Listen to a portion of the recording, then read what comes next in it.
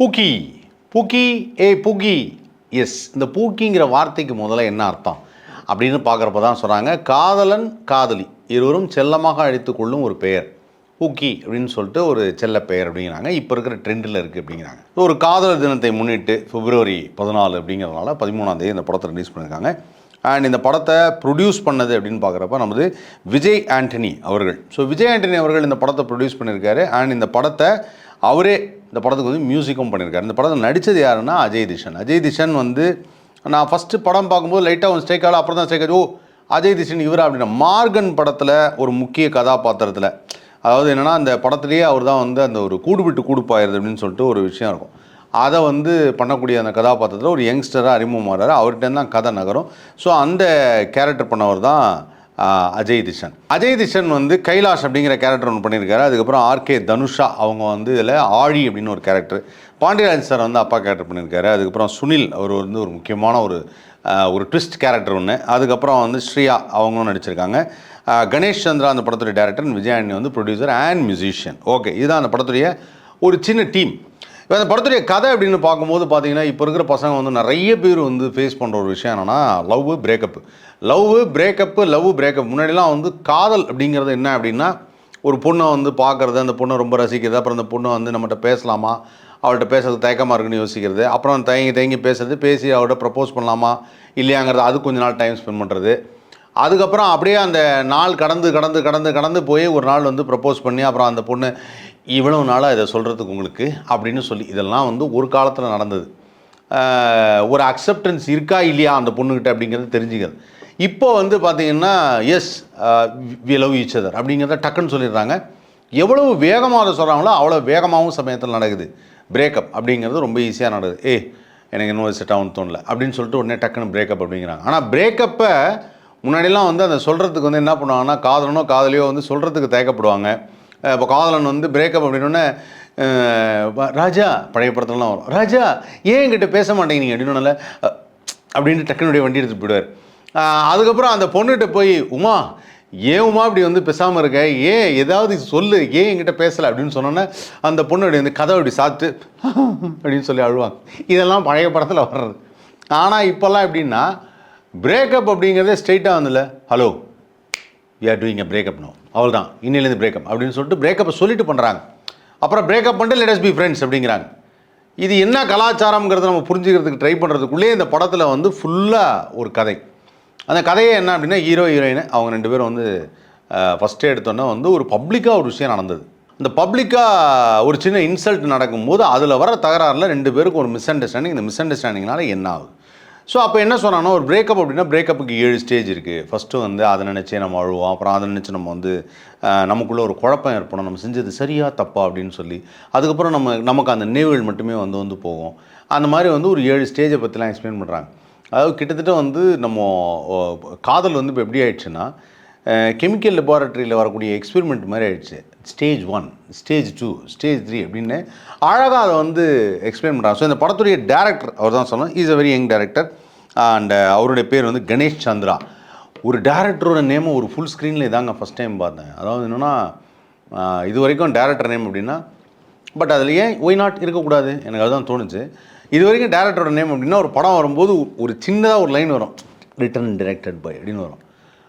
Full ஸ்க்ரீனில் தெரியுது கணேஷ் சந்திரா அப்படின்னு சொல்லிட்டு அப்படி பெருசாக தெரியுது. அதுவே கொஞ்சம் வித்தியாசமாக இருந்தது. ஆனால் இந்த படத்தில் மியூசிக் விஜயானி அவர் ப்ரொடியூஸ் பண்ணியிருக்காரு. விஜயானியுடைய நெஃப்யூ தான் அஜய் திஷன். அவர் தான் வந்து இந்த படத்துடைய கதாநாயகன். ஸோ அவர் தான் வந்து ப்ரொடியூஸ் பண்ணியிருக்காரு. ஸோ பாட்டெல்லாம் செம்மையாக பண்ணியிருக்காரு. அதுக்கப்புறம் வந்து பாண்டியராஜன் சார் வந்து இது வரைக்கும் எத்தனையோ படங்கள் பண்ணியிருக்காரு. நான் முக்கியமாக அவரை பாராட்டி ஆகணும். பின்னாடி டக்குன்னு நான் சொல்லும்போது விட்டுருவேன். பாண்டியராஜன் சார் வந்து எமோஷ்னலாக நடிக்கிறது அப்படின்னு ஒரு விஷயம் இருக்குது. ரொம்ப ரேர் தான். ஒரு சில படத்தில் எமோஷனலாக நடிச்சிருக்காரு. இப்போ இந்த படத்தில் அவர் எமோஷனலாக நடித்தது அவர் அழும்போது நமக்கு கொஞ்சம் கண் கலங்குற மாதிரி ஒரு ஃபீல் இருந்தது. அதே சமயத்தில் அவர் எப்போவுமே சொல்லுவாங்க, பாண்டியராஜனுக்கே அந்த மொழி தான் அப்படின்னு, திருட்டு மொழி அப்படின்வாங்க. ஆனால் இந்த படத்தில் ஒரு லுக்கு கொடுத்துருந்தாருங்க. இதெல்லாம் என்ன செய்கிறான், ஏதோ வர சொல்கிறாங்க அப்படிங்கிற மாதிரி ஒரு லுக்கு ஒன்று கொடுத்தாங்க. அது ஆக்சுவலாக வந்து பாண்டியராஜன் சார் வந்து நேச்சுரலாக பண்ணக்கூடிய ஒரு விஷயம். நம்ம அவர் வீட்டில் சந்திக்கும் போது, அவர்கிட்ட பேசிகிட்டு இருக்கும்போது நேச்சுரலாக பண்ணார். அப்படியே பண்ணியிருந்தார். ரொம்ப பிரமாதமாக இருந்தது. Extraordinary acting Pandiarajan sir. And அந்த படத்துடைய மற்ற ஆர்டிஸ்ட் அப்படின்னு பார்க்கும்பொழுது இந்த படத்தில் நடித்த கதாநாயகி ரொம்ப நல்லா பண்ணியிருந்தாங்க. அவங்களும் வந்து தி பெஸ்ட். அவங்க வந்து ஆர்கே தனுஷா அப்படின்னு சொல்லிட்டு அவங்க பேர். ஸோ தனுஷா வந்து ரொம்ப பியூட்டிஃபுல்லாக பர்ஃபார்ம் பண்ணியிருந்தாங்க. அதுக்கப்புறம் வந்து சுனில் வந்து ஆக்சுவலாக தெலுங்கில் மிகப்பெரிய ஸ்டார், உங்களுக்கு தெரியும், நல்ல காமெடியன் மட்டும் கதாநாயகனும் கூட. மரியாதை ராமண்ணா அப்படிங்கிற படத்தில் கதாநாயகனாக நடித்தார். அப்போயே வந்து சிக்ஸ் பேக்லாம் வச்சு ஃபைட் பண்ணவர்னா சுனில் தான். ஒரு காமெடியன் சிக்ஸ் பேக் வச்சு ஃபைட் பண்ணதுன்னா சுனில் தான். சூப்பராக பண்ணியிருப்பார். அப்படி சுனில் வந்து ஒவ்வொரு படத்துலையும் வந்து தனக்கான முத்திரையை பதிச்சுட்டே வர்றாரு. தமிழில் நடிக்கும் போதும் வந்து அந்த ஒரு எக்ஸ்பிரசிவ் ஃபேஸ் அப்படின்னு ஒன்று சொல்லுவாங்க. ஒரு சுவாமிஜி கேரக்டர் ஒன்று பண்ணியிருக்கார். அந்த சுவாமிஜி கேரக்டரில் அவர் வந்து அந்த அந்த டயலாக் பேசுகிறதும் அந்த சொல்கிற விதமும் அவ்வளோ நல்லாயிருக்கும். அதுக்கப்புறம் அவர் வந்து அவருடைய ட்விஸ்ட் ஒன்று இருக்கும், அவர் யார் அப்படின்னு சொல்லி. அது மாறும்போதும் ரொம்ப நல்லாயிருக்கும். ஸோ சுனில் வந்து ரொம்ப சூப்பராக பர்ஃபார்ம் பண்ணியிருக்காரு. அண்ட் இந்த படத்துடைய மற்ற இன்னொரு முக்கியமான ஒரு ஹீரோயின் கேரக்டரில் வந்து ஷியாரா, நான் ஃபஸ்ட்டே மாற்றி சொல்லிட்டேன் நினைக்கிறேன், ஷியாரா அப்படிங்கிறவங்க பண்ணியிருக்காங்க. ஷியாரா வந்து நல்லா பண்ணியிருக்காங்க. ஸோ இந்த படத்தில் வந்து இன்னொரு முக்கியமான கேரக்டர் அப்படின்னு பார்க்கும்போது இந்த ஹோல் ஸ்டோரியை வந்து ஒருத்தர் நரேட் பண்ணுறாங்க. அந்த ஹோல் ஸ்டோரியை நரேட் பண்ணுறது யார்ட்டுனா விவேக் பிரசன்னாட்டையும் கதிர் வந்து நம்ம ஆலினால் கதிர் நம்ம ஆதித்யா டிவியில் பார்த்துருப்பீங்க, நிறைய படங்களில் வராப்பில். ஸோ அவங்க 2 பேரும் நரேட் பண்ணும்போது அவங்க அந்த ஸ்டோரி வந்து என்ன ஆச்சு, பிரேக்கப் பண்ணால் என்ன பண்ணேன், ஜிம்முக்கு போனேன் என்னாச்சு. ஸோ இந்த ஒரு யங்ஸ்டர் இப்போ பண்ணக்கூடிய ஒரு விஷயம் இருக்கும்ல, ஜென்ரலாக பசங்க வந்து அந்த தங்களுடைய லைஃப்பை வந்து ஏதோ ஒரு விஷயத்தை கேட்டு உடனே முடிவு எடுத்துருவாங்க, நாளையிலேருந்து அது பண்ணுறோம் அப்படின்வாங்கல்ல, அந்த மாதிரி ஒரு விஷயம். அப்போது அந்த ஜிம் போகிறத பற்றி எடுத்துருப்பார், ஜிம் பாய்ஸ் அப்படின்னு.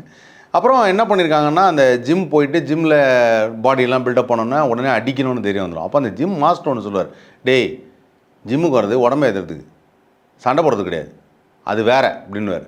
அதுவும் நல்லா இருந்தது. ஆக்சுவலாக எல்லாருக்கும் அது புரியாது. எனக்கு தெரிஞ்ச என் ஃப்ரெண்டு ஒருத்தன், அவன் பேர், இந்த வீடியோ பார்த்தோன்னா சரிப்பான், அவன் பேர் அலெக்ஸு. ஆக்சுவலாக வந்து நாங்கள் ஸ்கூல் படிக்கும்போது அவன் ஜிம்முக்கெல்லாம் போவான். ஜிம்முக்கு போகும்போது சாயங்காலம் போய் அவனை வீட்டில் பார்க்க போவோம். கொஞ்சம் சாயங்காலம் ஸ்கூல் முடிஞ்சோம் கொஞ்ச நேரம் தூங்கிடுவான். வெளில வந்தோடனே இல்லை தூங்கலை, சரி எனக்கு எக்ஸாக்டாக ஞாபகம், நான் கதவை திறக்கும்போது வெளில வந்து கேட்ட திறப்பான், ஏய் சொல்கிறா எப்படிடா இருக்கு அப்படின்வான். அந்த ஜிம்முக்கு போகிறதா இருந்தாலே இப்படி வச்சுப்பாங்க பாடியை, ஏய் சொல்ல மச்சான் அப்படின் சொல்கிறா என்னடா அப்படின்வாங்க. அதாவது என்னென்னா அவருக்கு வந்து செஸ்ட் ப்ராட் ஆகிடுச்சான் எப்போ ஜிம்முக்கு போய் 2 வாரத்தில்.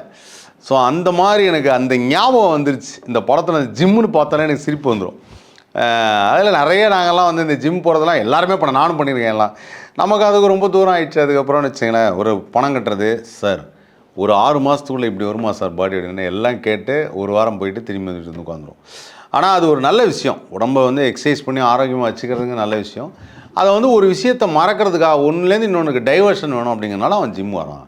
அப்படிங்கிற மாதிரி ஜிம்மில் வரக்கூடிய ஒரு லவ், அங்கே ஒரு பொண்ணை மீட் பண்ணுறது, அந்த பொண்ணுனால் வர பிரச்சனை, இப்படி இந்த படத்தில் வந்து ஏகப்பட்ட விஷயங்கள் இருக்குது. அப்புறம் டிப்ரெஷனால் நிறையா சாப்பிட்றது, அதை பற்றி எடுத்திருக்காங்க. அப்புறம் ஷாப்பிங் பண்ணுறது, அப்புறம் இந்த சுவாமிஜிக்கிட்ட போகிறது, இப்படி ஏகப்பட்ட ஒரு நிறைய, அதாவது இந்த பசங்க என்னென்னலாம் பண்ணுறாங்க தெரியுமா அதை மறைக்கிறதுக்கு அப்படிங்கிற மாதிரி அதை ஒவ்வொரு விஷயமா அப்படியே அழகாக எடுத்திருக்காரு. கணேஷ் சந்திரா வந்து அந்த கலெக்டிவாக பண்ணியிருக்காரு. அப்புறம் இந்த படத்தில் ரொம்ப நம்ம ரசித்த ஒரு பாட்டியும் பேரனவங்க வந்து யூடியூப்பில் பயங்கர ஃபேமஸ். அந்த பாட்டி வந்து இவங்க அதில் நடிச்சிருக்காங்க. அவங்க வந்து எப்பவுமே ரெகுலராக ஐபேட் வச்சுட்டு சிம்புவோட வீடியோஸ் மட்டுமே பார்ப்பாங்க. ஸோ சிம்பு வந்து படத்தில் ஒரு முக்கியமான கேரக்டராக பேக்ரவுண்டில் ட்ராவல் ஆகிறார். அவர் சொன்ன அந்த ப்ரெஸ் மீட்டில் சொன்னது டயலாக் எல்லாமே படத்தில் வருது.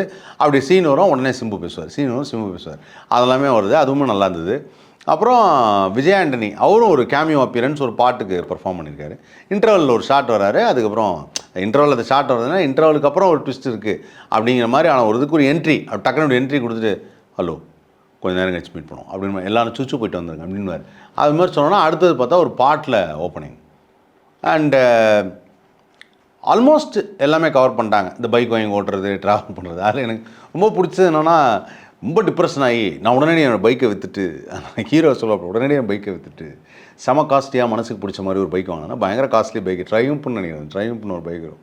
அந்த பைக் வாங்கிட்டு நானும் ஏகேவாக என்னை ஃபீல் பண்ண ஆரம்பித்து பயங்கரமாக ரைடெல்லாம் போக ஆரம்பித்தேன். ரைடு போகும்போது தான் தெரிஞ்சு எனக்கு வாந்தியாச்சு, பேரியாச்சு, ரொம்ப கஷ்டமாக இருந்தது ட்ராவல் பண்ணுறது. ஆக்சுவலாக எல்லாத்துக்கும் செட் ஆகாது. அப்போது அந்த ட்ராவலை காமிக்கிறது, அந்த வண்டி நொறுங்கிடும், அதுக்கப்புறம் வண்டியை ஒருத்தர் இடிச்சுட்டு போயிடுவான், அதை காமிச்சது, அது எல்லாமே நல்லா இருந்தது. அந்த ஜென்ரலாக ஒரு லைஃபோட ஹாப்பனிங்ஸ்ன்னு சொல்லுவாங்கள்ல அது. அதுக்கப்புறம் இவங்க அம்மாட்ட பேசுகிற இது ஒரு ஃபேமிலியில் அவங்க அம்மாவுக்கும் அப்பாவுக்கும் உள்ள அம்மாவும் அப்பாவும் எந்த அளவுக்கு பையனை நடத்துகிறாங்க அப்படிங்கிறதும், பையன் ஏன் அப்பாட்ட பேசாமல் இருக்காங்கிறது. ஒரு காலம்புறா வந்து அவங்க அப்பா வந்து வழக்கம் போல் ஒரு சொந்த வீடு வாங்கணும்ப்பா, லோன் போடலாம்ல அப்படின்னுவார். இவன் ஐடியில் ஒர்க் பண்ணுறான், நல்லா வேலை பார்த்துட்ருக்கான் அப்படின்னு. அதுக்கப்புறம் ஒரு டிப்ரெஷனில் ஃபுல்லாக ஓடிடியில் எல்லா படத்தையும் பார்த்துடுறது, எல்லா மீம்ஸ் பார்க்குறது, கேம்ஸ் பார்க்குறதுன்னு சொல்லி இதை வந்து ஒரு பழக்கமாகவே வச்சுருக்காப்புல அப்படிங்கிறது. அப்புறம் டேட்டிங் ஆப்பை கலாச் பண்ணியிருக்காங்க, மேட்ரிமோனி செக்ஷனை கலாச் பண்ணியிருக்காங்க. ஸோ இது எல்லாமே இந்த ஆப்பில் போய் நமக்கு ஏதாவது ஒரு சேஞ்ச் ஓவர் வரணும். லைஃப்பில் சேஞ்ச் ஓவருங்கிறது இன்னொரு விஷயம் கொடுக்கும் தான், இல்லைன்னு சொல்லலை. ஆனால் வந்து ரொம்ப ஒரு இதுக்கும் வந்து நான் சூப்பர் ஸ்டாரோடைய பாட்டு தான்,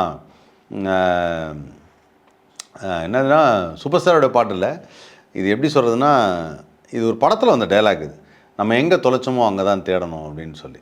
ஸோ ஒரு இடத்துல நிம்மதியை தொலைச்சிட்டோம், அந்த இடத்துல தான் திருப்பி நிம்மதியை தேட முடியும். அதை விட்டுட்டு இன்னொரு இடத்துல போய் தேட முடியாது அப்படிங்கிறதுக்கு சொல்லுவாங்க.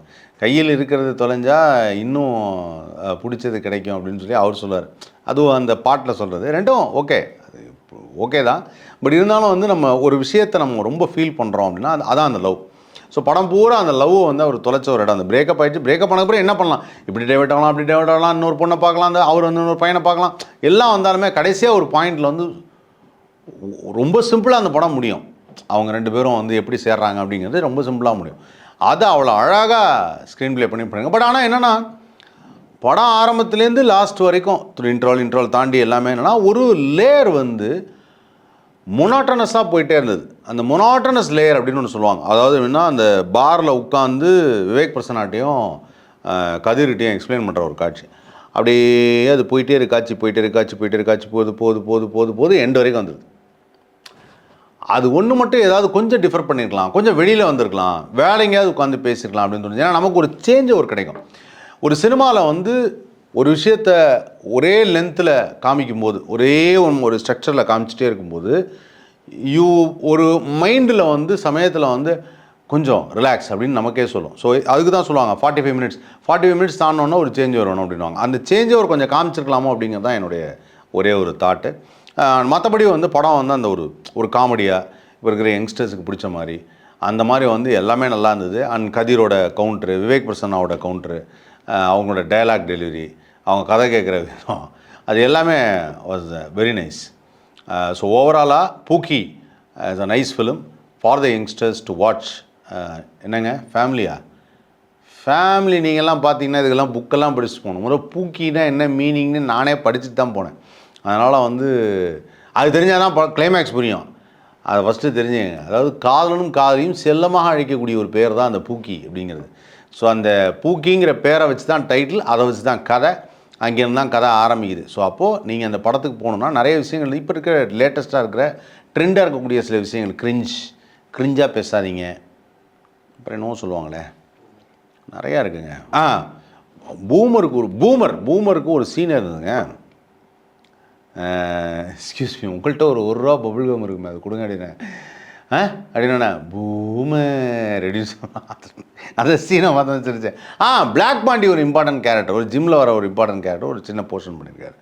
அவர் வர இடமும் பயங்கர கலகலப்பாக இருந்தது. ஸோ இந்த படத்தில் நடித்த எல்லாருக்கும் மிகப்பெரிய பாராட்டுகள். அண்ட் விஜயாண்டி சாருக்கு தொடர்ந்து மிகப்பெரிய பாராட்டுகள். ஏன்னா வித்தியாசமான கதை, டிஃப்ரெண்ட்டான ஸ்ட்ரக்சரை வந்து அவர் எடுப்பதற்கு நிறைய வந்து அதுக்கான இன்புட்ஸும் அதுக்கான முயற்சிகளும் அதுக்கான பெரிய மெனக்கெடுதலும் பண்ணிகிட்டே இருக்கார். ஸோ தொடர்ந்து அவருடைய அந்த இதில் டிஃப்ரெண்ட்டான ஃபிலிம்ஸு, நல்ல மக்கள் பார்த்து ரசிக்கக்கூடிய, இளைஞர்களுக்கு பிடிச்ச மாதிரி இருக்கக்கூடிய படங்கள்லாம் அவர் எடுக்கணும். அதுதான் நானும் கேட்டுக்கிறது. ஸோ டெஃபினட்டாக இந்த படத்தோட ரெஸ்பான்ஸ் எப்படி இருக்குது அப்படிங்கிறத இன் ஃபியூச்சரில் it will take some time, எப்படி யங்ஸ்டர்ஸ் ரசிக்கிறாங்க, என்ன மாதிரி இருக்குது அப்படிங்கிறத பார்த்தா தெரியும். தேங்க்யூ.